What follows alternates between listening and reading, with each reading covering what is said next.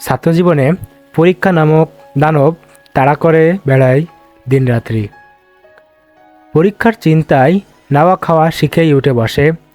Class, পরীক্ষা, সাপ্তাহিক পরীক্ষা, মাসিক পরীক্ষা, হঠাৎ পরীক্ষা, ষান্মাসিক পরীক্ষা, টিউটোরিয়াল পরীক্ষা, প্রস্তুতি পরীক্ষা, অর্ধবার্ষিক পরীক্ষা, বাৎসরিক পরীক্ষা, ভর্তি পরীক্ষা, চাকরি পরীক্ষা। পরীক্ষার যেন কোনো অভাব নেই। এত সব পরীক্ষার জাতাকলে রীতিমতো নার্ভিশ্বাস হয়ে যায় ছাত্রদের। পরীক্ষার 7 দিন আগে থেকেই এক অজানা আতঙ্ক ভর করে বসে মনের মধ্যে। কেমন যেন অস্বস্তিকর একটা অনুভূতি বিরাজ করতে থাকে। খাওয়ার অরুচি, মাথা ব্যথা, বমি বমি লাগা, এমনকি অনেকের জ্বরও চলে আসে। এই যে আমাদের জীবনটা এত বিভীষিকাময় হয়ে উঠেছে, কখনো কি আপনাদের জানতে ইচ্ছা করেনি কে এই পরীক্ষার নামক ফুলসিরাতের প্রবর্তক? কে এই পরীক্ষার পদ্ধতিকে শিক্ষাজীবন ও কর্মজীবনের মাঝে একটি সাঁকর ন্যায় বানিয়ে দিয়েছে? চলুন আজ জানা যাক তার সম্পর্কে। 1903 সালের 20 নভেম্বর জার্মানিতে জন্মগ্রহণ করেন হেনরি ফিশেল।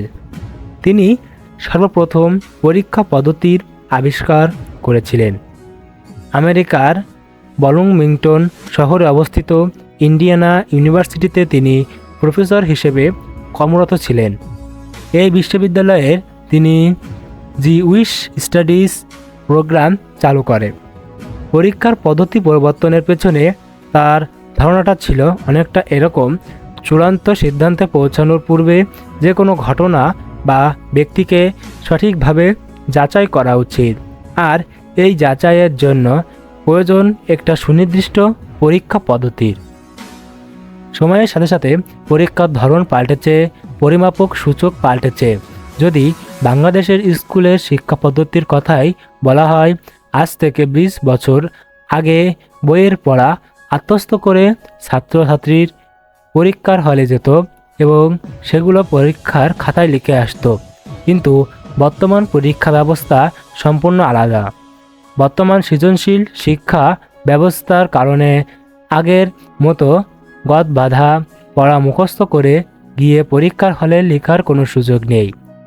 মনে প্রশ্ন জাগতে পারে, পরীক্ষা পদ্ধতির আবিষ্কারের পূর্বে তাহলে শিক্ষা ব্যবস্থার মূল্যায়নটা কেমন ছিল? সেই সময়গুলোতে পরীক্ষার দুশ্চিন্তা নিয়ে কেউ পড়ালেখা করতো না। বছর শেষে তারা যা শিখেছে তাই নিয়ে তাদেরকে কাজ করতে বলা হতো। নতুন কিছু আবিষ্কার করা বা নতুন ধারণার প্রবর্তনের জন্য তাদেরকে অনুপ্রেরণা করা হতো। শিক্ষার্থীরাও নতুন কিছু তৈরির লক্ষ্যে বেশ উৎসাহের সাথে পড়াশোনা করত সারা বছর। কে কতটা নতুন উপহার দিতে পারছে তা নিয়েই সকলের মধ্যে প্রতিযোগিতা হতো এবং সবচেয়ে অসাধারণ কাজটিকে পুরস্কৃত করা হতো।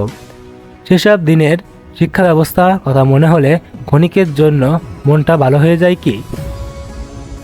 বর্তমানে আনন্দ নিয়ে অনেকেই পড়াশোনা করে না, কিন্তু নতুন কিছু শেখার জন্য কেউ বইয়ের পাতা উল্টায় না, অনেক তথ্য ঘেটে কেউ অ্যাসাইনমেন্ট তৈরি করে না।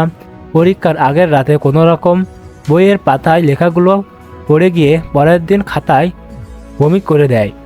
বমি করে দেওয়ার পর যেমন আমাদের পেটে কোনো খাদ্য অবশিষ্ট থাকে না, ঠিক তেমনি পরীক্ষার হল থেকে বের হওয়া আর পর 2 দিন পর সেসব পড়া বা তথ্য সম্পর্কে জানতে চাইলে কোনো শিক্ষার্থীর মুখ দিয়েই কোনো শব্দ বের হয় না।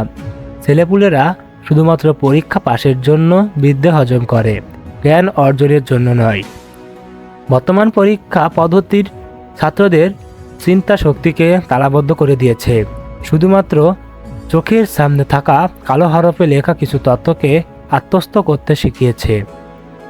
ইতিহাসের পাতা উল্টালে জানা যায়, প্রাচীন চীনে সর্বপ্রথম এই ধরনের প্রমিত পরীক্ষার চালু করা হয়েছিল 605 খ্রিস্টাব্দ। সময়টা তখন সুই সাম্রাজ্যের।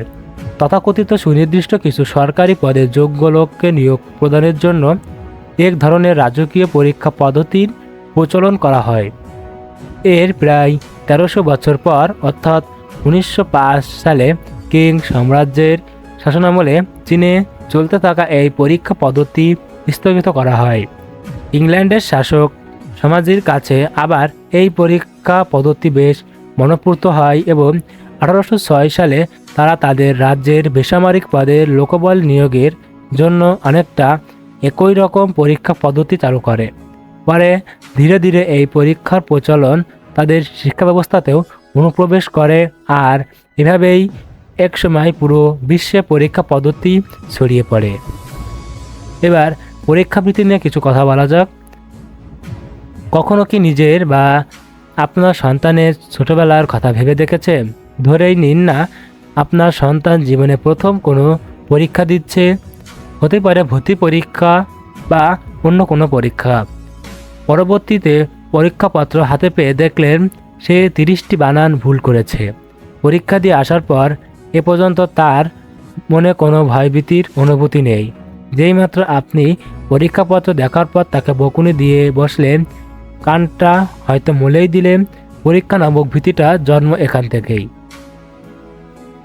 পরবর্তীতে সে যতবার পরীক্ষা দিতে যাবে তার মনে এই ভয়াবহ অভিজ্ঞতা কথা অ্যালার্মের মতো বেজে উঠবে। অনেক ছাত্রছাত্রী আছে যারা সারা বছর প্রচুর পড়াশোনা করলেও পরীক্ষা ঘনিয়ে আসলে তাদের কাছে মনে হয় তারা সব কিছু ভুলে যাচ্ছে, কিছুই পড়া হয়নি তাদের। এটি সম্পূর্ণরূপে একটি মানসিক ব্যাপার যার বাস্তবিক কোনো ভিত্তি নেই। আবার অনেকে সারা বছর বইয়ের উপর জমে থাকা ধুলির পুরো আস্তরণ পরিষ্কার করার জন্য পড়ার টেবিলের ধারেও যায় না, পড়াশোনা তো অনেক দূরের কথা। এসব ছাত্র পরীক্ষার আগের রাতে বই পুস্তক খুলে বসলে সব কিছুর একটা গোলকধাঁধা বলে মনে হয় এবং মনে কিঞ্চিৎ ভীতির উদ্রেক হওয়াটা অস্বাভাবিক কিছু না। কিছু কিছু ক্ষেত্রে দেখা যায় শিক্ষকরা খুব সরল সহজ কিছু বিষয়বস্তুকে পরীক্ষার প্রশ্নে অনেক জটিলভাবে উপস্থাপন করে থাকে, যা ছাত্রদের কাছে দুর্বোধ হয়ে ওঠে। সব মিলিয়ে ছাত্রদের মনে পরীক্ষার অসফল হওয়ার একটা দুশ্চিন্তা সবসময় থেকেই যায়। ক্লাস চলাকালীন শিক্ষক যা পড়ায় তা নোট করে নেয়, তাহলে তা পরবর্তী অনেকটা উপকারে আসে। পরীক্ষার আগে সেই নোটগুলো খুলে বসলেই ক্লাসে সেই লেকচারটার কথা মনে পড়ে যায়। কিন্তু অত্যন্ত পরিতাপের বিষয়, আজকাল স্কুল শিক্ষার্থীদের এই অভ্যাসটা একদমই নেই এবং কলেজ বা বিশ্ববিদ্যালয়ের ছাত্রছাত্রীরা তো বই খাতা ছাড়াই ক্লাসে উপস্থিত হয়। পরীক্ষা নিয়ে আমাদের অনেককে বলে থাকে পরীক্ষা কি মানুষের যোগ্যতার মাপকাঠি হতে পারে? অনেকেরই প্রকৃতপক্ষে খুব প্রগাঢ় চিন্তা এবং কল্পনা শক্তি না থাকা সত্ত্বেও শুধুমাত্র পুঁথিগত বিদ্যা আত্মস্থ করে একাডেমিক পরীক্ষাগুলোতে শীর্ষস্থানীয় অধিকার করেছে। একবার ভাবুন তো, পরীক্ষা পদ্ধতি না থাকলে তাহলে ক্লাসের সবচেয়ে মেধাবী আর সর্বাপেক্ষা দুর্বল ছাত্রটির মধ্যে পার্থক্য করা সম্ভব হতো কি? সারা বছর কষ্ট করে নানাবিধ বিষয়ে জ্ঞান অর্জন করা ছেলেটিকে মূল্যায়ন করা সম্ভব হতো কি? যে ছাত্রটি পরীক্ষায় অংশগ্রহণ করে পাশ করেছে, বুঝতে হবে সে যথেষ্ট সাহসিকতার পরিচয় দিয়েছে। সে সারা বছর যা শিখেছে তা সঠিকভাবে শিখিয়েছে, তা অন্যের কাছে অর্থাৎ শিক্ষকের কাছ থেকে সঠিকভাবে উপস্থাপন করতে পেরেছে। বর্তমান শিক্ষা ব্যবস্থার সিলেবাসটা এত বিশাল যে শুধুমাত্র মুখস্থ বিদ্যা দিয়ে পরীক্ষার পাশ করা যায়, কিন্তু ভালো ফলাফল অর্জন করা যায় না। তুমুল প্রতিযোগিতার এই যুগে ভালো ফলাফল অর্জন করতে চাইলে নিজের জ্ঞান বুদ্ধিকে প্রতিনিয়ত শানিত করা প্রয়োজন।